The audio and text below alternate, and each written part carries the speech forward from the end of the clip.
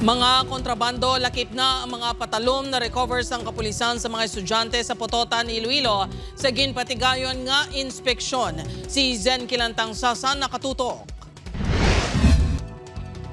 Kutsilyo, binangon, pichikorno, kag iban pa nga kontrabando, inyang na-recover sang Pototan Police sa ginpatigay nga random inspection sa isa ka high school sa Banwa. Sunod sa Pototan MPS, nakabaton sila sa impormasyon nga may mga kabataan nga nagadala sang hinganiban sa sulod sang eskwelahan. Gilayon sila nga nag-coordinate sa buluthuan kag nag-inspeksyon. Nagpamalibad si Alamo nga hingadla ng eskwelahan bangod sa hingyo sang tagdumalahan.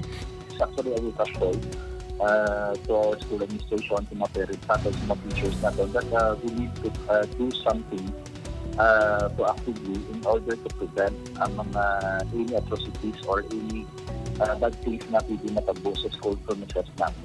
Lakip man sa ginpalabot nga reklamo ang mga grupo sa mga kabataan kag ginakabalakan ang pagluntad sa mga ginamo. Hindi magnubo sa 50 ka mga estudyante ang nakuhaan sa mga iligal nga pagkabutang.